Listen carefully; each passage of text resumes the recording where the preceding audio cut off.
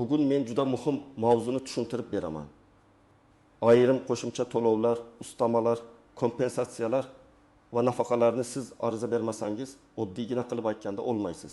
Ha, huquqingiz bo'lsa ham olmaysiz. Chunki davlat organi sizning holatingizni avtomatik ko'rib, har doim pulni o'zi tayinlab bermaydi. Bu ma'lumot pensionerga ham, nogironligi bo'lgan shaxsga ham, bolali oilaga ham, boquvchisini yo'qotgan oilaga ham, kam ta'minlanganlarga ham tegishli bo'lishi mumkin. Men buni bekorga aytmayapman. Odamlar ko'p hollarda menga avtomatik tushish kerak edi. Mahalla o'zi biladi. Pensiya bo'limi o'zi qo'shib beradi deb kutib yuradi. Natijada oylar, ba'zan yillar davomida pulni olmaydi. Shuning uchun hoziroq kanalga obuna bo'ling, videoga like bosing. Chunki bugungi ma'lumot sizning oilangiz byudjetiga bevosita ta'sir qilishi mumkin. Avval ko'pchilik masalalar qog'oz hujjatlar orqali yuritilar edi. Odam mahallaga borardi, keyin tuman bo'limiga borardi, ariza yozardi, hujjat yig'ardi, komissiya ko'rardi, keyin qaror chiqardi. Bu jarayon sekin bo'lsa ham, odam qaysidir bosqichda ariza yozish kerak degan gapni eshitardi. Ya'ni mas'ul xodim aytib qo'yardi: "Mana bunday ustama bor, mana bunday kompensatsiya bor, hujjat olib keling." Hozir esa ko'p narsa elektron tizimga o'tdi. Bu yaxshi tomoni bilan qulay. Ba'zi ma'lumotlar bazadan chiqadi. Ayrim xizmatlar MyToyKo'p uz orqali olinadi. Ayrim nafaqalar orqali elektron shaklda kiritiladi.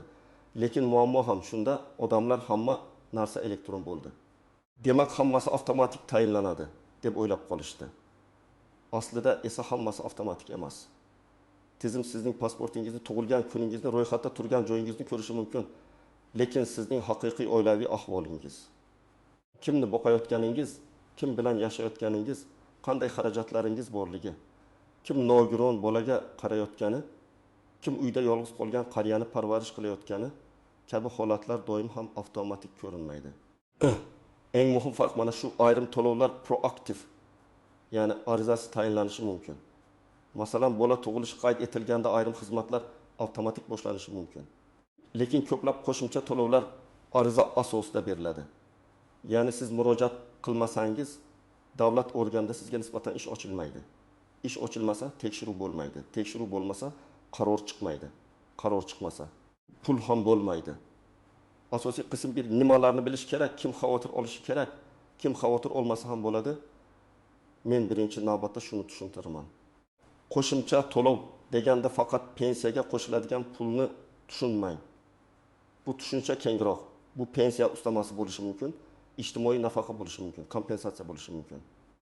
Parvarish uchun to'lov bo'lishi mumkin, bolalar nafaqasi bo'lishi mumkin, bolalar nafaqasi bo'lishi mumkin, kommunal xizmatlarga yengillik bo'lishi mumkin, nogironlik bilan bog'liq qo'shimcha yordam bo'lishi mumkin.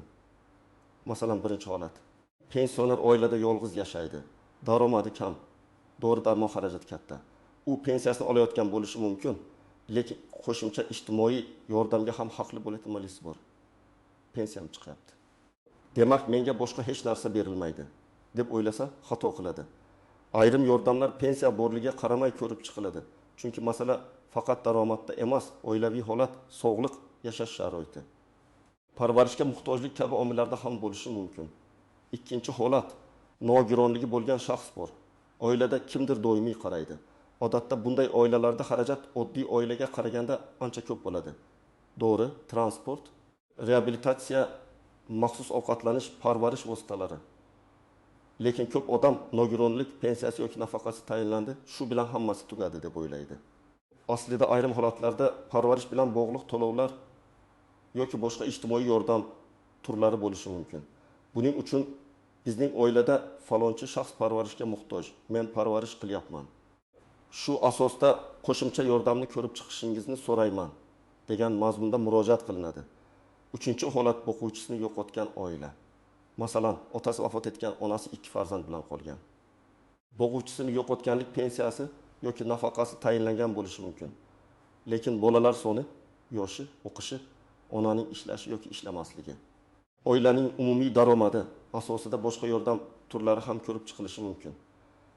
Agar ona faqat bitta to'lovni olib, boshqa imkoniyatlarni so'ramasa, tizim o'zi kelib sizga yana mana bu kerak ekan deb har doim aytavermaydi. To'rtinchi holat: bolali oila. Masalan, 3 nafar farzandi bor. Er-xotin rasmiy ishda emas yoki daromadi past. Bunday oilalar, bolalar nafaqasi yoki moddiy yordam bo'yicha murojaat qilishi mumkin. Lekin bu yerda ham muhim narsa bor. Mahalla yoki ijtimoiy himoya tizimi sizning ahvolingizni ko'rib chiqishi uchun murojaat bo'lishi kerak. Qo'shnim oldi, meniki avtomatik tushadi degan tushuncha noto'g'ri. Har bir oilaning tarkibi daromadi, mulki, avtomobili, kadastri, bankdagi ma'lumoti alohida tekshiriladi. Endi real hayotga yaqin misollar bilan tushuntiraman. Birinchi misol, 18 yoshli ona 1 million 200 ming so'm pensiya oladi. O'g'li boshqa viloyatda yashaydi, o'zi yolg'iz. U har oy dori darmonga 500 ming so'm, kommunalga 2 ming so'm, oziq-ovqatga qolgan pulni sarflaydi. Bu ayol men pensiyadaman, menga boshqa yordam yo'q deb 2 yil yuradi. Keyin mahallaga murojaat qiladi, holati o'rganiladi. Qo'shimcha moddiy yordam yoki mavjud ijtimoiy xizmatlardan foydalanish imkoniyati ko'rib chiqiladi. Agar u 2 yil oldin murojaat qilganda kamida bir necha oy oldin yordam olishi mumkin edi. Demak, yo'qotilgan pulning sababi huquq yo'qligi emas, ariza bermagani bo'lishi mumkin. Ikkinchi misol, oilada 10 yoshli nogironligi bo'lgan bola bor. Ona ishlamaydi, chunki bolaga qaraydi. Ota kunlik ish qiladi, daromad barqaror emas. Bola uchun asosiy nafaqa tayinlangan, lekin parvarish, reabilitatsiya, yordamchi vositalar bo'yicha alohida murojaatlar qilinmagan. Natijada oila har oy tanishlardan qarz oladi. Men bunday oilalarga har doim aytaman. Faqat bitta hujjat bilan cheklanib qolmang. Tibbiy xulosa, nogironlik to'g'risidagi ma'lumot, bola tug'ilganlik guvohnomasi, ota-onaning pasporti, yashash joyi, daromad ma'lumotlari bilan tegishli organlarga murojaat qiling. Sizning vaziyatingiz kompleks ko'rilishi kerak. Uchinchi misol, pensioner kishi tam yoshga yaqinlashgan, sog'lig'i og'ir, yurishi qiyin. U nafaqat pulga, balki ijtimoiy xizmatga, parvarishga, uyga borib xizmat ko'rsatishga muhtoj bo'lishi mumkin. Ko'pchilik buni ham pul bermasi kerak deb tashlab qo'yadi. Aslida ijtimoiy himoya tizimida faqat naqd pul emas, xizmatlar ham bor. Agar uyda yolg'iz qariya bo'lsa, mahalla, ijtimoiy xodim, tuman ijtimoiy himoya bo'limiga murojaat qilish kerak. Bu ham ariza bilan boshlanadi. Kimlar xavotir olishi kerak? Agar sizning oilangizda pensioner, nogironligi bo'lgan shaxs, yolg'iz qariya, bog'chisini yo'qotgan bola, ko'p bolali oila, kam daromadli oila, vaqtincha ishsiz ota-ona, parvarishga muhtoj bemor bo'lsa, siz albatta tekshirtirishingiz kerak. Menga tegishli emas deb o'ylamang. Kamida bir marta mahalla yoki tegishli bo'limdan rasmiy javob oling.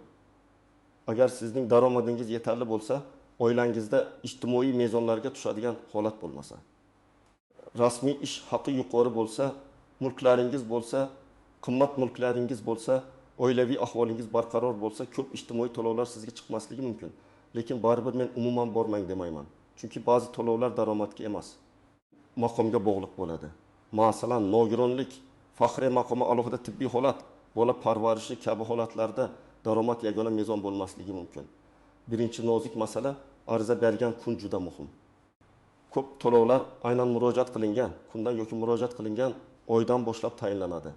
Odam men bundan 1 yil oldin ham haqli edim.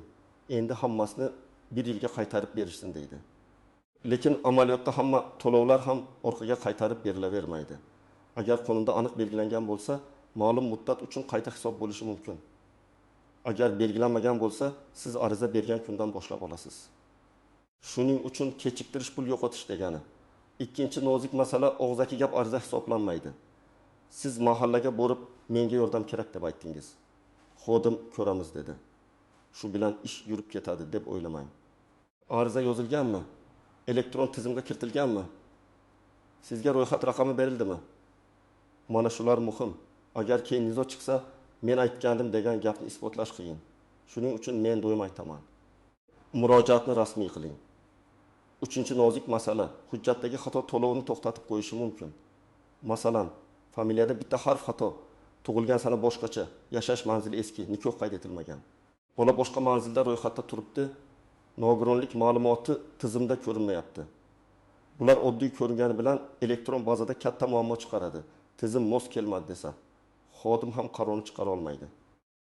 Shuning uchun pasport, tug'ilganlik guvohnomasi, nikoh yoki ajrim hujjati, nogironlik ma'lumoti, vafot etganlik guvohnomasi kabi hujjatlardagi ma'lumotlarni tekshiring. 4-chi nozik masala, oilaviy tarkib. Ko'p nafaqalarda oilaning tarkibi muhim. kim birga yashaydi, kim ro'yxatda turadi, kimning daromadi hisobga olinadi, kim vaqtincha boshqa joyda, kim ajrashgan, kim aliment to'laydi yoki to'lamaydi. Bularning hammasi qarorga ta'sir qiladi. Masalan, ayol 3 bolasi bilan yashaydi, erdan ajrashgan, lekin hujjatda hali nikoh bekor qilinmagan. Tizim erning daromadini ham hisobga olib, yordamni rad etishi mumkin. Yoki ota boshqa joyda yashaydi, lekin propiskada shu uyda turibdi. Bunday holatda oilaviy tarkibni to'g'irlash, zarur hujjatlarni rasmiylashtirish kerak bo'ladi. 5-nozik masala mulk va transport. Ba'zi ijtimoiy yordamlar tayinlanayotganda oilada avtomobil, uy-joy, yer, boshqa mol-mulk bor yo'qligi tekshiriladi. Odam mashinani ukam minadi, lekin nomida turibdi deydi. Tizim uchun esa mashina sizniki yoki uy eski, yashashga yaramaydi deydi, lekin kadastrda uy sifatida turibdi. Demak, siz bunday vaziyatni hujjat bilan tushuntirishingiz kerak.